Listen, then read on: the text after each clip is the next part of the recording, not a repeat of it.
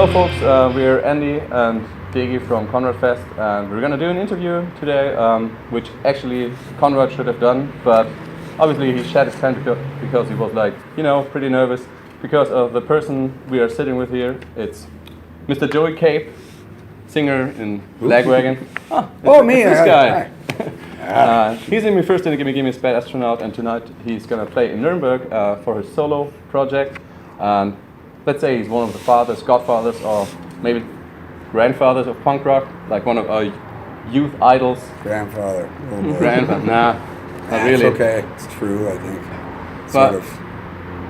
when you hear like something like we say, like you're like one of the youth idols of us, like is it like still humbling, or are you like, come on guys, just get over it? No, it's nice to hear. I mean, I'm just happy that anybody ever liked the music that I've been involved with. And yeah, it's pleasing. It's nice. Thank you. We heard like some days ago was the Big Bitch's birthday. It was, yeah. So is it like kind of ago, yeah. you're giving each other presents, you're partying together, or is it like today, like everybody's like just celebrating with family, like I don't really know. calm? He's 3,000 miles or 10,000 miles away from me. At least. I thought you'd say he's 3,000 miles high. Yeah, and then there's that. He's even farther away because he's so tall. No, yeah, I think he probably had a party with his friends and his girlfriend and stuff, yeah. I just sent him an email. That's said, pretty I personal. still hate you. No. Yeah. Speaking of birthdays, it's going to be a special birthday of yours this year. Mm-hmm. Is it like something that, I don't know, bothers you, or makes you think about what you've done so far, or is it like something that doesn't bother you at all, becoming 40? I don't know. I guess I have mixed feelings, about that. I'm going to be 50. Oh, 50. 50, we thought it was 40. It doesn't look like it. No, really. Thank you. Yeah, it's because I'm small, I think. Yeah. I look like a kid still or something. But, it's a big deal, I guess. Half a century. I just don't really think about it too much, to be honest. But thanks for bringing that up, man. Yeah. That's what we do. Yeah. No, it's cool. I've had a lot of fortune in my life. I've been able to do what I love to do for almost 3 decades, and I think that's very rare, and so I'm really happy, and that's why on my 50th birthday I'm going to end it. I'm going to just kill myself. No, I'm just kidding. No. There's like no way to say anything about it. It doesn't sound overly dramatic. It's funny. I have this line that I said in a song many years ago that said, "I'll never be Ozzy on stage when I'm 50," and I think I can safely say that I'm a liar. What do you think was your key to success in the early days, like when you just began with Lagwagon and you began touring and stuff? I think that the main thing that we did that really wasn't about our good judgment. It was our agent in Europe, David Pollock. He put us on a tour with a bigger band. We went on tour with NoFX first in Germany. It was only Germany the first tour, and second tour I think maybe we played Holland like one show, and we slowly kind of got to other countries, but Germany was always the best and very good. But what he did is he put us on this tour with NoFX, and they were already doing pretty well here. And then when the tour ended with them, we went back and played all the towns right away on our own. So before people forget, we were back to say, hey, you want to come see us again? And we could talk about it. And I don't know, it just seemed like it kind of worked right out of the gate. Seems like. Yeah, it was like we were already getting okay numbers at the shows. And then the other thing is we just toured all the time. It's you kind of have to just definitely at times, but then when I'm home for a long time, I start to miss it. I need it. I think I've been how long have you to be home until you say like, okay, let's get on the road after this tour? No. How long do you stay at home and then you're like, okay, I want to get out again? When I start to think, oh boy, I got to get out of here. Yeah. Probably like 2 weeks.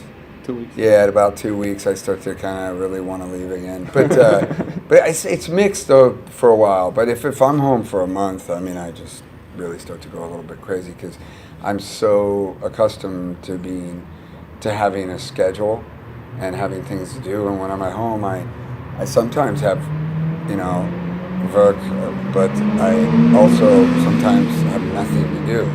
And it's just, I'm not good at that. But do you have your own studio at home, right? I do, yeah. So where do you write your songs? Is it at home or on tour, or like do you get ideas and then play? Now it's always at home. But it's funny. In 2 weeks. Yeah. In the early days, man, I used to write all the time on tour. And I think in some ways I tour as much now as I did then, again. But yeah, it's like distractions on tour, there's too many. There's always people talking right next to you, and I have to be alone in a very quiet place. So yeah, now I'll come up with ideas on tour, and I'll put little things down, just like an idea or something, but I don't actually get to the good part of it until I'm alone.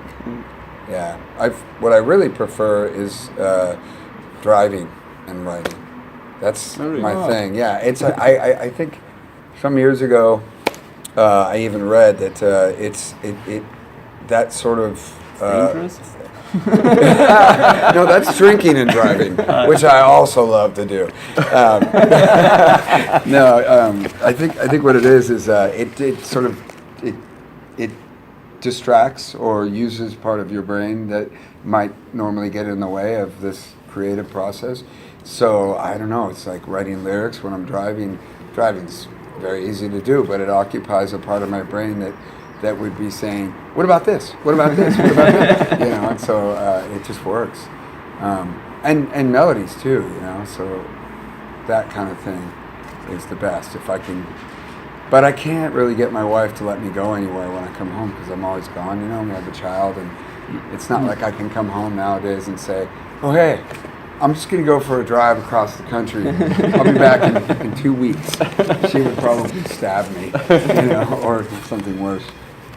What would you advise those young bands? Like, what's the keys to success? Like you said, in the early days of Lagwagon, it was touring, lot of touring non-stop. Is it still this? Or? I think it's always going to be that, because you know we live in a world where it's back to the digital thing. You know, it's so very easy for anyone to get exposure through networking, and it's so at the same time difficult to be seen because there's so much. My advice usually nowadays, when I'm asked, I kind of always say the same thing now, and it's because I really believe that it's very difficult to be successful in any of the arts that were formerly, you know, making a lot of people rich or something.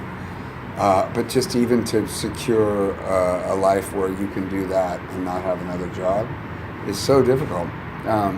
So the really important thing is, why are you doing it? If you're doing it because you want to be successful, definitely shouldn't be doing it. If you're doing it because you love what it is so much that you have to do it, you definitely should be doing it. I just think it's all about passion. I mean, you want to have a good life, you live in this shitty, fucked up world that we have with all this hate and all this terrible intolerance, do something that you love. And that moment every day transcends all of the rest of it. You guys got to come to the Comrade Fest. No, Conrad Fest. Conrad. I know it's Conrad. I'm just saying, I said Comrade, which is crazy. All right. Let's try that one more time. Let's do it again. That's pretty much the dumbest thing ever. Hey everybody, you should come to the Conrad Fest this year. It's going to be great.